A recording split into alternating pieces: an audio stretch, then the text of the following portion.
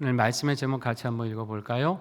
구제 권면과 교회 방문 계획, 이 제목으로 함께 말씀을 나누는데요. 드디어 이제 고린도전서도 이제 마지막 장에 이제 이르게 되었습니다. 16장의 마지막인데 서신 말미에 이제 바울이 이제 연보 헌금에 대한 이야기를 잠깐 하고 있고요. 이제 자신이 고린도 교회를 방문할 계획을 가지고 있다는 것을 여기서 이제 밝히고 있습니다. 그리고 몇몇 동역자들에 대한 이야기, 디모데나 아볼로에 대한 이야기도 같이 나누고 있습니다. 1절에 보니까 이런 얘기가 있죠. 성도를 위한 연보에 대하여는 내가 갈라디아 교회에게 한 얘기가 있는데 여러분도 그와 같이 해주기를 바랍니다. 이런 이야기가 있습니다. 초대교회 시절에 예루살렘에 있는 팔레스타인 지역이 큰 흉년이 든 적이 있었습니다. 무려 그 흉년이 4년 동안 지속이 됐는데요. 고대 사회에서 흉년이 4년 동안 지속된다는 게 참, 지금도 물론 흉년은 어려운 거지만 그 당시로는 굉장히 어려운 상황을 만났다고 하는 것입니다. 로마의 글라우디오 황제 때인데 이러다 보니까 이 예루살렘 교회 또 교인들 성도들 그 지역 전체가 굉장히 이제 살아가기가 생존까지 위협을 받는 상황이 되었습니다. 그래서 이때 바울과 여러 사도들이 전도를 받고 교회가 세워진 여러 지역 또 교회에 좀 모금을 부탁을 한 적이 있어요.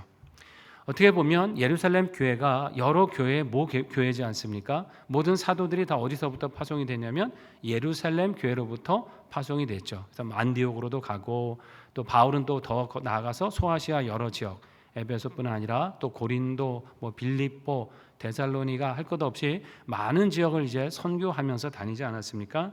그래서 이 사도행 그 여러 교회에 예루살렘 교회를 좀 도웁시다라고 할 때 많은 교회가 동참을 합니다. 사도행전 11장에 보면 이제 안디옥 교회가 있죠. 바울과 바나바가 목회를 했던 그 교회에서 헌금을 해서 예루살렘 교회를 돕기도 했고요. 고린도후서 8장에 보면 마게도냐 그 유럽 지역에 있던 교회들도 헌금을 보냈는데 한 번 보내고 만 게 아니라 장기간에 걸쳐서 여러 번 계속해서 예루살렘 교회를 도왔던 것을 볼 수가 있습니다. 그러니까 이제 하나님의 은혜 안에서 서로 도운 거죠. 복음으로 전파한 교회가 있는가 하면 모 교회가 어렵다고 되니까 다른 교회는 또 물질로 또 도우면서 함께 신앙 안에서 은혜와 교제를 나누었다라는 이야기입니다. 갈라디아 교회도 아마 그렇게 도왔던 교회 중에 하나인데 고린도 교회를 향해서도 바울이 같은 얘기를 하는 겁니다. 갈라디아 교회처럼 그렇게 해주기를 바란다라는 얘기인데요. 구체적으로 어떤 얘기냐면 2절에 나타나 있습니다. 매주 어떤 날에? 첫날에 각 사람이 수입에 따라서 일정액을 어떻게 합니까? 따로 모아서 미리 준비를 했다가 따로 헌금을 내가 갔을 때 급하게 막 헌금을 다시 하는 일이 없도록 미리 좀 준비를 하는 것이 좋다라는 그런 권면입니다. 매주일 첫날이면 여러분 무슨 요일인지 아십니까? 주일입니다. 주일. 원래 이 주일이 이제 세상으로는 일요일이 일주일의 첫날이잖아요. 초대교회는 일주일의 마지막 날 토요일인 안식일에도 예배를 드렸고 매주 첫날 예수님이 부활하신 주일에도 예배를 같이 드렸다고 한번 말씀드린 적이 있습니다. 그래서 그 주일에 예배할 때 미리 수입해서 일정액을 내가 작정하고 기도한 만큼을 조금씩 떼어서 미리 준비해 놓으면 갑자기 와서 헌금하면 부담이 될 수도 있지 않습니까? 그리고 즉흥적으로 하는 것은 아무래도 내가 준비하고 기도하며 하는 것에 비해서 아무래도 그 마음과 정성이 다를 수밖에 없다고 하는 것이죠. 그래서 미리 이렇게 준비했다가 할 때 더 은혜롭고 본인도 은혜가 되고 또 교회에도 큰 도움이 되겠다 이 말씀을 지금 하고 있는 겁니다. 그렇게 모아두면 믿을 만한 사람에게 보내든지 아니면 바울 자신이 같이 본인이 가서 함께 소통하고 교제할 겸 본인이 가도 유익하겠다 이제 이 얘기를 하고 있는 것입니다. 우리 아마 성도님들 가운데서도 개인적으로 교회 헌금하시는 거 외에도 선교나 어떤 또 구제를 위해서 개인적으로 또 꾸준하게 그렇게 돕고 계신 분들이 계신 줄 압니다. 또 우리가 교회에서도 가끔 보면 필요한 경우에 어떤 선교 헌금이라든가 구제 헌금을 이제 할 때가 있는데요. 우리가 하나님께 드리는 헌금 못지않게 어떤 다른 사람을 위해서 흘려보내는 구제도 굉장히 하나님이 기뻐하시는 일이다라고 하는 것입니다. 그리고 왜냐하면 그것은 우리가 복음에 빚졌다는 것을 이제 인정하는 것이기도 하고 내게 주신 모든 것이 하나님이 주신 은혜라는 것을 또 인정하는 태도 아닙니까? 하나님께 드리는 것도 물론 하나님께 감사하는 거지만 그것을 나만을 위해서가 아니라 다른 사람을 위해서 사용할 수 있다고 하는 것도 하나님이 기뻐하시는 신앙이다라는 것이죠. 성경의 전도서에 그런 말씀이 있죠. 너의 식물을 무리로 흘려보내면 여러 날 후에 다시 거두리라라는 말씀이 있습니다. 무리에 뭘 흘려보내면 내가 못 찾잖아요. 없어지는 거잖아요. 잃어버린 것 같지 않습니까? 그런데 아니에요. 하나님이 다른 방식으로 내가 필요로 할 때 다른 손길을 통해서 다른 방법을 통해서 우리에게 채워주신다. 그러니까 무리로 흘려보내고 다른 사람을 돕는 건 누구에게 구워드리는 겁니까? 하나님께 구워드리는 것과 같다라는 것이죠. 그럼 얼마나 든든하겠습니까? 하나님께 내가 받을 게 있다. 물론 받을 자격이 있어서는 아니지만 내가 하나님께 구워드리는 심정으로 하나님께 맡겨드렸다 싶었을 때 내가 어려울 때 하나님이 기꺼이 하늘문을 여시고 도와주실 줄 믿습니다. 이 헌금과 못지않게 이 구제도 남을 돕는 것도 굉장히 중요하다라는 것입니다. 이것을 우리가 또 믿음으로 실천하셔서 하나님이 채우시는 은혜의 역사를 만나시기를 바랍니다. 자, 5절에 보니까 이런 얘기가 있죠. 자, 마게도냐로 즉 유럽 지역으로 지금 바울이 갈 계획을 가지고 있었어요. 그래서 가서 거기서 겨울을 좀 고린도에 가서 지내기를 바라는 마음이었습니다. 이 겨울이라고 할 때는 그 당시 당연히 그쪽 지역이 엄청 춥지 않았겠습니까? 그리고 유럽은 그 당시 이제 배를 타고 다녀야 되잖아요. 소아시아에서 유럽을 건너갈 때 배를 타고 그 바다를 건너가야 됩니다. 그러다 보니까 겨울 되면 바람이 굉장히 거세고 또 풍랑도 많았기 때문에 굉장히 여행하기가 위험했죠. 왜 사도 바울도 한번 배 타고 가다가 배가 파손한 적이 있지 않습니까? 그 유라굴로라고 하는 광풍을 만나서 그만큼 이제 겨울에 항해한다는 건 굉장히 좀 위험했거든요. 추위 때문에도 어려움이 있었고. 자, 지금 보니까 8절에 보니까 지금 바울은 어디에 있습니까? 에베소에 머물고 있습니다. 소아시아의 그 서쪽 지역, 내륙 지역의 큰 도시 에베소에 머물고 있고 고린도는 유럽 지역 마게도냐 지방에 있는 도시였습니다. 그러니까 이제 굉장히 이제 거리가 있어요. 우리가 한번 지도를 한번 보면은 한번 보십시오. 오랜만에 이 지도 한번 꺼내 보죠. 저기 보면 에베소는 지금의 튀르키예, 그러니까 소아시아라고 하는 지역의 서쪽에 있는 해안 도시고요. 고린도는 또 유럽 안에서도 아테네에서보다 더 서쪽으로 가는 안쪽에 들어가 있는 내륙 도시입니다. 그러니까 지금이야 비행기가 있으니까 쉽게 오가지만 그 당시는 어떻게 해요? 이제 육로로 바다까지 왔다가 한국에서 배 타고 가서 다시 내려서 육로로 가야 되는. 그러니까 굉장히 정말 한번 선교 여행을 하려면 큰 마음 먹고 몇 달에 걸쳐서 가야 되는 이제 그런 먼 여정이었어요. 그렇기 때문에 이제 바울도 마음은 거기 가서 겨울을 지내면서 또 날씨가 풀리기를 기다렸다가 고린도 교회 후원을 받아서 다른 선교지로 갈 계획을 갖고 있었습니다. 그런데 자신 있게 그걸 우리가 계획은 하지만 자 7절에 보니까 누가 허락하셔야 됩니까? 주께서 허락하시면 그렇게 하겠다라는 말씀이에요. 그러니까 사람이 계획을 세워도 우리가 누가 허락하셔야 돼요? 하나님이 허락하시기를 구하면서 하나님의 인도하심에 따라서 그런 계획을 내가 가지고 있다라는 말씀입니다. 그만큼 이제 고린도 교회를 한번 꼭 방문하고 싶은 마음이 이제 바울이 컸어요. 근데 지금은 오순절까지는 이제 에베소에 머물기를 원합니다. 자, 그런데 에베소에 머물기를 원하는 이유가 9절에 있습니다. 여기에 광대하고 유효한 문, 어떤 문이겠습니까? 선교의 문, 복음 전파의 문이 열렸습니다. 그런데 뭐가 또 많았어요? 대적하는 자가 많았습니다. 자, 에베소가 복음의 문이 활짝 열렸다는 것이죠. 그건 굉장히 대도시입니다. 그 당시도 대도시고 지금도 유적이 남아있을 정도로 굉장히 발달했던 곳이에요. 그래서 많은 사람에게 이 복음의 문이 열린다고 하면 얼마나 이게 참 큰 선교의 효과가 있겠습니까? 열정적으로 복음 전파의 사명을 감당할 수 있겠죠. 그런데 동시에 또 뭐가 많았냐면 대적하는 세력도 많았다. 반대하고 복음을 회방하는 사람들도 있었다. 아니 우리가 생각할 때 복음 전파가 참 효율적이고 효과적인 곳이라면 대적하는 사람도 좀 적고 전도가 쉽게 되면 그게 맞지 않겠는가라는 생각이 있는데 복음 전파가 잘 되는 동시에도 그러나 그것을 역시 방해하고 대적하는 세력이 많았다라고 하는 것입니다. 여러분 이걸 뭘 보여주는 걸까요? 이거는 우리에게 영적 싸움의 주소를 보여주는 말씀입니다. 이런 복음이 들어가는 곳에는 어둠이 물러갈 수밖에 없죠. 빛 아닙니까? 복음이 들어가는 곳은 치열한 영적 싸움이 일어나는 거예요. 근데 복음이 그동안에는 어둠이었는데 복음이 들어가면 갑자기 어둠이 갑자기 다 물러가고 그냥 다 모두가 막 전도받고 구원받고 교회가 막 저절로 막 세워지겠습니까? 아닙니다. 그것을 해방하는 세력 역시 만만치 않은 거예요. 우리나라 초대교회도 마찬가지예요. 정말 은혜롭게 140년 전에 수많은 정말 훌륭한 선교사분들이 많이 오셔서 이 땅에 많은 정말 교회도 학교도 병원도 세워져 가면서 너무나 효과적으로 복음 전파가 많이 이루어졌지만 또 그 못지않게 많은 박해도 있었던 것은 사실입니다. 그러나 우리는 특별하게 또 그 박해 속에서도 더 많은 열매를 맺게 하신 특별한 은혜를 받은 민족이에요. 사실 대부분의 지역이 어떻습니까? 지금도 뭐 아프리카 지역이나 이런 데서 선교하시는 분들을 보면 정말 치열한 그 영적 싸움이 있죠. 악한 영의 세력이 회방합니다. 사탄이 가만히 있겠습니까? 자기 세력이라고 생각했는데 그걸 뺏기잖아요. 복음으로서 구원받는 자녀가 생겨날 때 사탄은 결코 가만히 두지 않는다는 거예요. 그러니까 선교가 원활하게 하나님의 역사하시는 만큼 사탄의 회방도 크다라고 하는 것입니다.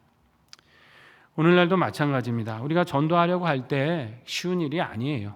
얼마나 영적으로 방해합니까? 뭐 가족 한 사람 전도하는 게 쉽습니까? 쉬운 게 아니고 기나긴 영적 싸움일 수밖에 없다는 것입니다. 또 우리가 하나님의 말씀대로 제대로 살려고 하고 교회가 하나님의 진리의 뜻대로 세상에 목소리를 내려고 하면 세상이 어떻게 해요? 환영합니까? 아닙니다.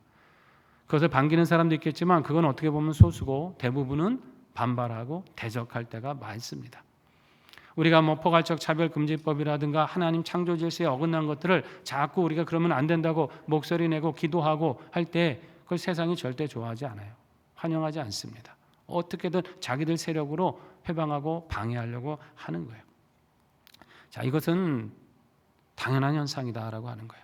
여러분, 우리는 이 영적 싸움을 결코 망설이거나 두려워하지 않아야 될 줄로 믿습니다. 왜냐하면 대적이 많다는 건 그만큼 우리가 바르게 하나님의 말씀을 붙들고 있다고 하는 반증이 되기 때문이기도 한 거예요. 오히려 뜨뜻미지근하게 아무런 그것도 없고 도전 주는 것도 없고 대적하는 것도 없고 그냥 세상과 구별되는 것도 없이 그렇게 살아가는 게 혹시 더 문제가 아닐까요? 더군다나 오늘날 요즘 세상을 보세요. 하나님의 진리를 대적하고 그런 창조 사상을 거부하는 사람의 존엄이 하나님의 형상으로 지음받은 것에 있음에도 그것을 훼손하려고 하는 얼마나 많은 거짓된 사상들이 있습니까? 여기서 우리가 침묵하고 있을 수 없다는 거죠. 마땅히 하나님의 말씀대로 싸우고 목소리를 내고 그러다 보면 이 치열한 영적 싸움이 일어날 수밖에 없다는 것입니다.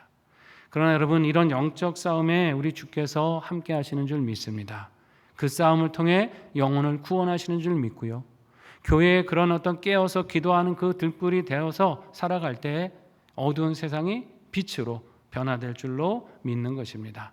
우리 각자의 위치에서 이 진리의 말씀 굳게 붙들고 기도하며 영적 싸움을 담대히 싸워가셔서 우리 주께서 이뤄가시는 승리에 함께 경험하고 동참하시기를 바랍니다. 자, 10절에 보면 바울이 이제 디모데를 이제 파송을 먼저 하잖아요. 본인이 이제 가기 어려운 상황 속에서 디모데, 영적 아들이라고 하는 디모데를 보내는데 그가 오면 어떻게 됩니까? 조심히 두려움 없이 잘 대해달라, 이런 얘기를 하고 있는 겁니다. 그러면서 뭐라고 하냐면 그도 나와 같이 주의 일에 힘쓰는 사람이다. 디모데는 이제 상대적으로 나이가 좀 연소했어요. 나이가 좀 어렸죠. 그러다 보니까 이제 혹시 이제 그럴 수 있잖아요. 교회 와서 목회를 하고 여러 가지 권면하면 아유 뭐 인생 경험도 얼마 없는 분이 뭘 알아요. 이제 이렇게 나올 수도 있거든요. 디모데가 이제 상대적으로 연소하다 보니까 이제 그렇게 대하지 말라는 것이죠.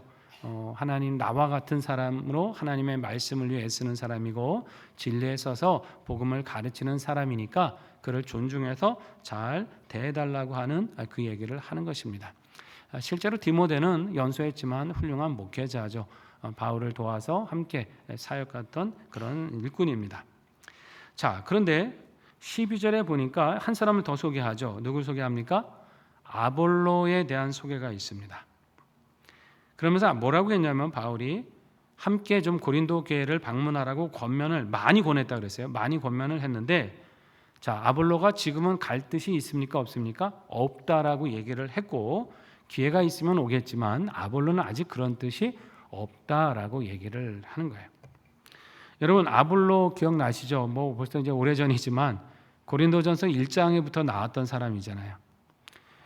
교회가 파가 여러 가지로 나눠졌을 때 기억나세요? 나는 바울파다, 나는 아볼로파다, 나는 뭐 게바파다 할 때 그 아볼로, 그 사람입니다. 아볼로는 알렉산드리아 출신의 아주 뛰어난 학식을 가진 신앙인이었고요. 바울이 고린도 교회를 개척하고 떠난 이후에 와서 고린도 교회를 목회한 사람입니다. 성경에 보면 아주 해박한 성경 말씀에, 그 당시는 뭐 구약이겠죠, 당연히 해박한 지식이 있어서 유대인들이 이렇게 논쟁으로 당할 수 있는 사람이 아니었을 정도로 말씀에 정통했던 사람이에요. 그러다 보니까 아마 고린도 교인들을 말씀으로 잘 양육한 것 같습니다. 이 구약에 정통했다는 건 뭐냐면, 구약에서 말씀하고 약속하신 메시아가 바로 예수 그리스도시라는 것을 확실하게 가르쳤다는 뜻입니다. 여러분, 이 구약은, 구약과 신약은 우리가 나눠져 있지만 그 성경의 주인공이 누구십니까? 예수 그리스도시잖아요. 그러면 구약은 어떤 예수님을 예표하는 거예요? 장차 오실 예수님을 말씀하는 거고, 신약은 오신 예수님, 그리고 다시 오실 예수님에 대해서 말씀하는 거잖아요. 구약은 예수 그리스도, 우리의 구원자이신 예수님으로 인해서 일맥상통하게 되어 있고, 많은 구약의 사건과 예표들이 예수님을 상징하는, 증거하는 그런 예표들이 많이 있습니다. 그런데 유대인들은 그 구약에서 말한 메시아가 예수가 아니라고 거부한 거지 않습니까? 유대인은 예수님을 메시아로 인정하지 않는 거잖아요. 구약에 많은 증거가 있음에도 거기에 비춰볼 때 예수는 메시아 자격이 없어, 이게 유대인들의 입장이었고, 사도들과 특별히 아볼로 같은 사람은 구약의 그 정통한 그 말씀에 주신 그 메시아가 바로 십자가에 죽고 부활하신 예수 그리스도라는 것을 확실한 논리와 진리의 말씀으로 유대인들이 반박하지 못하도록 전한 그런 학식이었던 사도였습니다. 그러니까 어떻게 해요? 고린도 교회는 근처가 다 헬라 문화권이거든요. 완전히 헬라 사상 속에서, 이방 사상 속에 있는데, 여기서 이 말씀으로 확실하게 교인들을 물주고 양육을 한 거죠. 바울도 그런 표현 썼죠. 나는 심었고 아볼로는 뭘 줬다 그래요? 물을 주었다 그랬습니다. 이렇게 잘 자라갈 수 있도록 신앙을 물을 줬다. 그런데 자라게 하신 이는 누구라고요? 예수님이시다. 주님이 자라게 하신 거다. 이러면서 이제 분쟁할 때 서로 그런 거 갖고 다투지 말라고 권면을 했었지 않습니까? 자, 그런데 바울이 이제 자기가 갈 수 없는 상태에서 아볼로가 그래도 목회를 했던 사람이니까 당신이 좀 가서 교회를 좀 살펴보고 도움을 주면 좋겠다. 아마 이제 이 권면을 여러 번 한 것 같아요. 근데 아볼로는 지금은 갈 생각이 없었어요. 왜 그랬을까 한번 생각을 해보니까, 지금 교회가 이렇게 갈라져 있었잖아요. 바울파, 아볼로파 막 이렇게.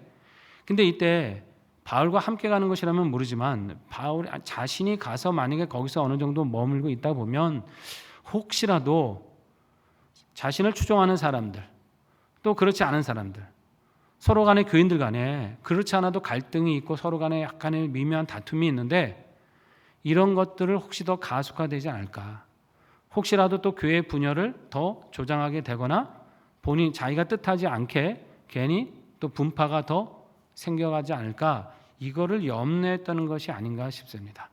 아마 그렇기 때문에 아볼로는 교회를 생각해서 자신이 지금 가지 않는 것이 교회를 위해서 더 교회가 하나 되게 하는데 유익할 거다라는 생각을 한 것 같아요. 이 바울도 그렇고 참 아볼로도 그렇고요, 정말 신실한 사역자라는 것은 자신들의 인기를 구하는 사람들이 아니었다라는 거예요.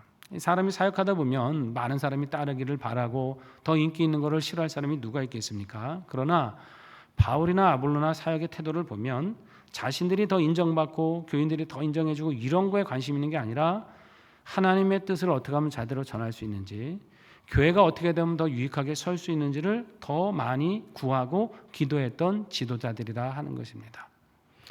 여러분, 이것이 교회의 사역을 감당하는 일꾼의 자세인 줄 믿습니다. 우리 모두가 마찬가지예요.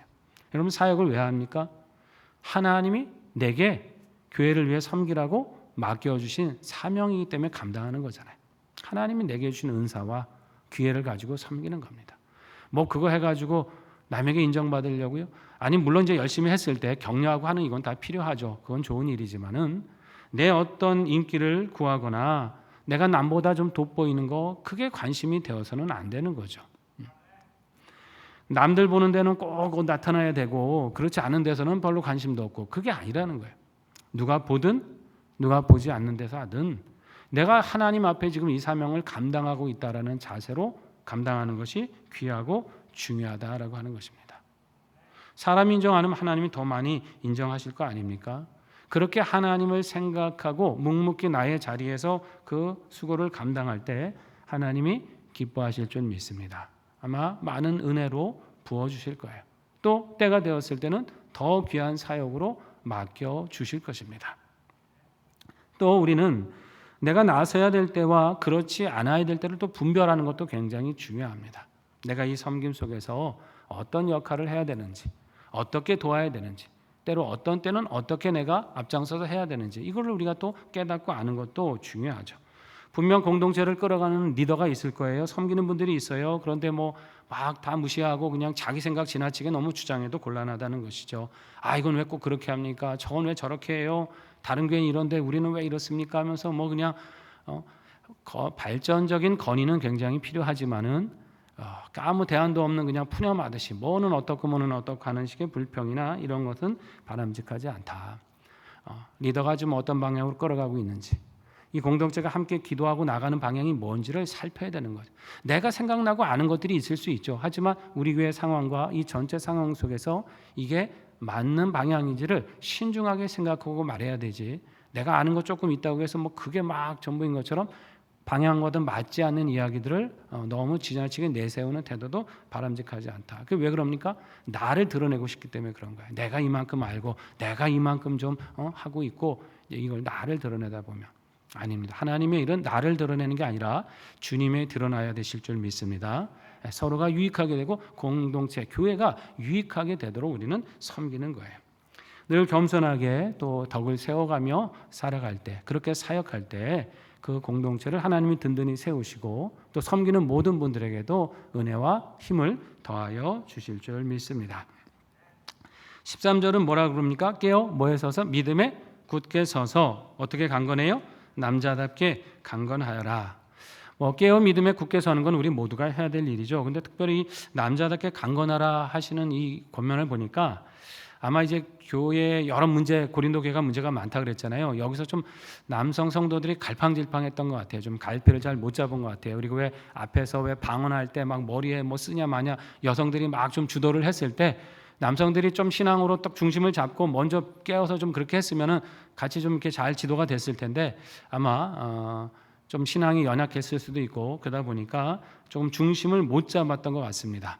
그래서 이제 그 얘기를 하는 건데 우리가 세상적으로 남자답다고 하는 거는 뭐 의지도 강하고 뭐 흔히 말하는 뭐 상남자 스타일일 수도 있겠지만은 성경에서 볼 때는 신앙적인 차원에서 보면 이 표현대로 보면은 믿음에 굳게 선 사람, 심지가 굳건한 사람, 요동하지 않는 믿음의 사람, 이 사람이 어떻게 보면 남자다움이다라고 할 수 있는 것이죠. 우리 모두 믿음에 굳게 서시길 바라고요. 특별히 남성 성도님들 무엇보다 믿음에 강건하시기를 바랍니다. 지혜에 부유할 때 그가 강한 사람이 될 수 있다고 하는 것이에요. 자, 오늘의 결론은 그거죠. 14절 말씀이죠. 너희의 모든 일을 어떻게 해요? 사랑으로 행하라는 것이에요. 바울이 염려가 많이 됐던 거죠. 많은 다툼이나 갈등, 분열이 왜 자꾸 일어나고 있을까? 왜 자꾸 자기 은사 자랑하고 자기 드러내고 싶어하고 교회의 덕을 세우지 않을까? 모든 것이 가하다고 왜 절제하지 않으면서 자꾸 그렇게 그냥 무분별하게 하면서 이 신앙이 연약한 사람 자꾸 마음에 실족하는 일이 자꾸 생길까? 그 결론을 딱 생각해 보니까 어떻게 행하지 않은 거예요? 사랑으로 행하지 않았기 때문에. 하나님을 사랑하는 마음, 성도를 사랑하는 마음으로 행했으면 절제도 하고 더 조심도 하고 지혜롭게 처신했을 텐데 그냥 사랑 없이 그냥 행하다 보니까 무절제가 되고 말과 행실이 또 선을 넘게 되고 교회에 어려움을 가져다 오는 결과가 되었다라고 본 것입니다. 그래서 결국은 고린도전서 13장에도 나오지만 사랑의 열매를 맺어야 교회를 덕스럽게 세울 수 있다라고 권면하는 것입니다. 자, 이 바울이 마지막 이제 인사의 말미를 통해서 이제 한 번 더 남아 있습니다만 이렇게 결론적인 말씀을 행했는데요. 우리 모두도 마찬가지인 줄 믿습니다. 우리가 믿음에 굳게 서고 또 사랑으로 행해야 될 줄로 믿습니다. 하나님을 사랑하는 마음, 곁에 있는 지체를 사랑하는 마음.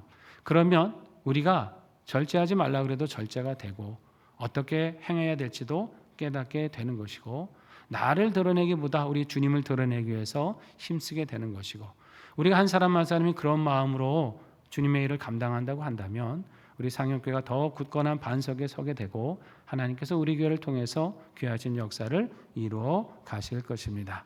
이 역사에 같은 마음으로 동참하셔서 주님의 일을 이루어 가시는 우리 모두가 되시기를 주의 이름으로 축원합니다.